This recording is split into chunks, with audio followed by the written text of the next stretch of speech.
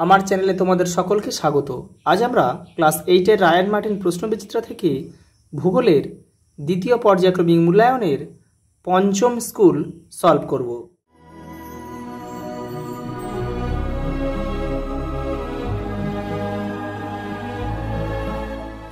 দেখে নাও 5 নম্বর school Jagatbandhu institution. দেখে নাও প্রথম প্রশ্ন, তুমি যদি মাঝ সমুদ্রে একটি জাহাজে ডোলড্রামে থেকে থাকো তাহলে তুমি নিরক্ষীয় এলাকায় আছো।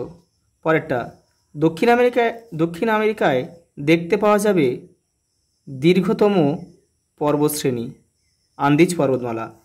অশ্ব অক্ষাংশ দেখা যায় 25 ডিগ্রি থেকে 35 ডিগ্রি উত্তর দক্ষিণ অক্ষাংশে। পরেরটা, রকি পার্বত্য অঞ্চলে উষ্ণবায়ু চিনুক নামে পরিচিত। পরেরটা, আমেরিকা যুক্তরাষ্ট্রের মধ্যে সর্বাধিক গম উৎপন্ন হয় ডাকোটা রাজ্যে। পরেরটা, সেন্ট লরেন্স নদীর উৎস অন্টারিও হ্রদ। পরেরটা, যে তাপমাত্রায় বায়ু সম্পৃক্ত হয় তা হলো ওই বায়ুর শিশিরাঙ্ক। অ্যানাবেটিক বায়ু একটি সাময়িক বায়ু। পৃথিবীর বৃহত্তম নদী হল আমাজন। বাম্বি ক্লাউড নামে পরিচিত স্ট্র্যাটোকিউমুলাস মেঘ। পরেরটা দেখো, 2-এরটা শূন্যস্থান পূরণ করো। একটি শীতল স্থানীয় বায়ুর নাম হলো বোরা। পরেরটা, সেন্ট লরেন্স নদী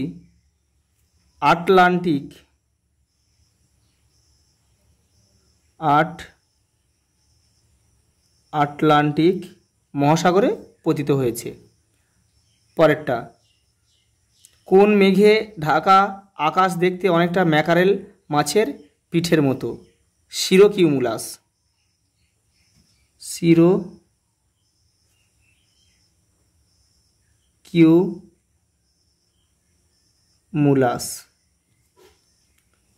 পরেরটা, উত্তর আমেরিকার হ্রদ অঞ্চলের কোন শহর পৃথিবীর রবারের রাজধানী নামে পরিচিত?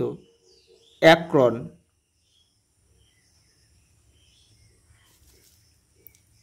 পরের প্রশ্ন দেখো, পর্বতের অনুবাদ ঢালকে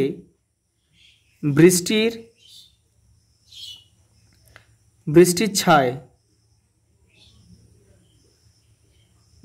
ছায় অঞ্চল বলা হয়।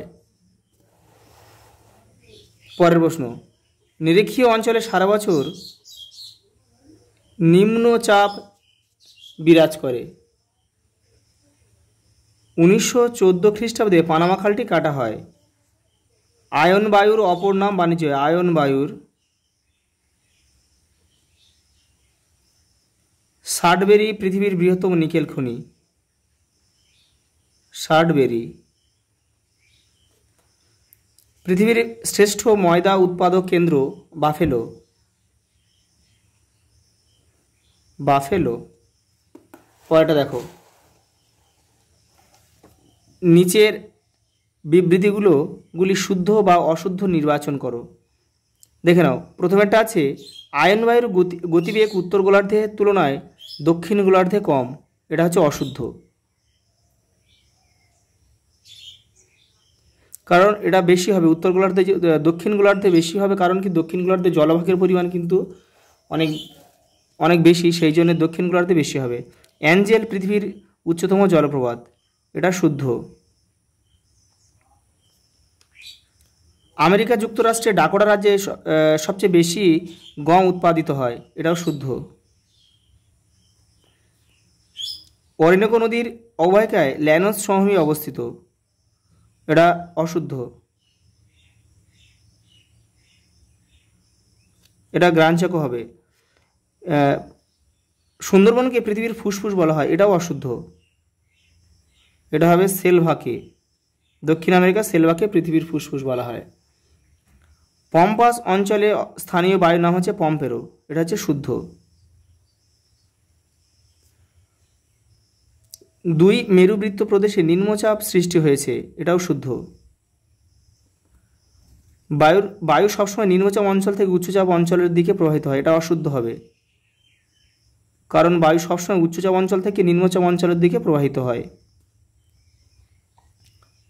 লিবিয়া মরুভূমির উষ্ণ ও ধূলিপূর্ণ বায়ুকে সিরক্ষ বলে, এটা অশুদ্ধ, এটা হবে ঘিবলি।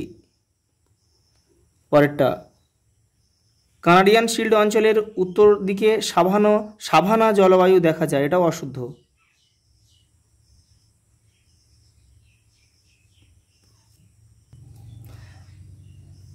এটা অশুদ্ধ হলো, অর্থাৎ এটা কিন্তু সাভানা হবে না, এটা হবে অতি শীতল তুন্দ্রা জলবায়ু হবে এটা। পরেরটা দেখে নাও, টিকা লেখো। দেখো প্রথম প্রশ্ন ITCZ, তোমাদের টেক্সটের 35 নম্বর পেজে আছে, উত্তরটা দেখে নাও। এই যে এটা এখান থেকে এই পর্যন্ত লিখতে হবে। পরের প্রশ্ন, অশ্ব অক্ষাংশ কি, টিকা লেখো। তোমাদের টেক্সটে 31 নম্বর পেজে রয়েছে, উত্তরটা দেখে নাও। এই যে এখান থেকে এই পর্যন্ত লিখতে হবে। পরের প্রশ্ন দেখে নাও, 22 বেল্ট সূত্র কি, তোমাদের টেক্সটের 34 নম্বর পেজে উত্তরটা রয়েছে, দেখে নাও। এই যে 22 বেল্ট সূত্র, এখান থেকে এই পর্যন্ত পুরোটা লিখতে হবে। পরের প্রশ্ন, এস্টেনশিয়া, তোমাদের টেক্সটের 106 নম্বর পেজে দেখো। এই যে এখান থেকে এই পর্যন্ত। পরের প্রশ্ন দেখে নাও, মৃত্যু উপত্যকা, দেখে নাও। তোমাদের টেক্সটে 81 নম্বর পেজে রয়েছে উত্তরটা। এই যে মৃত্যু উপত্যকা। পরের প্রশ্ন দেখো, যোজক, তোমাদের টেক্সটে 79 নম্বর পেজে উত্তর রয়েছে, দেখে নাও। এই যে দুটি মহাদেশকে একসঙ্গে যুক্ত করে যে সংকীর্ণ ভূখণ্ড, তা হলো যোজক। আর এখানে এটা পুরোটা লিখতে হবে এই পর্যন্ত। দেখো 5 দাগে মান 5-এর কিন্তু এগুলো, চিত্রসহ সমুদ্রবায়ু ও স্থলবায়ুর উৎপত্তি ও প্রভাব আলোচনা করো। তোমাদের টেক্সটের 39 নম্বর পেজে উত্তরটা রয়েছে, দেখে নাও। এই যে এখান থেকে এটা সমুদ্রবায়ু লিখবে, আর এখান থেকে এই পর্যন্ত স্থলবায়ু লিখবে, আর এই যে ছবি রয়েছে সমুদ্রবায়ু স্থলবায়ুর ছবি রয়েছে, এটা দিতে হবে। পরের প্রশ্ন দেখো, উত্তর আমেরিকার হ্রদ অঞ্চলে কৃষি উন্নতির কারণ ব্যাখ্যা করো, 90 পেজে রয়েছে। এই যে দেখে নাও, এই যে কৃষি উন্নতির কারণ যে পয়েন্টগুলো রয়েছে সবকটাই কিন্তু দিতে হবে। পরের প্রশ্ন দেখো, কানাডার শিল্ড অঞ্চল কাষ্ঠ ও কাগজ শিল্পে উন্নত কেন, পেজ 93।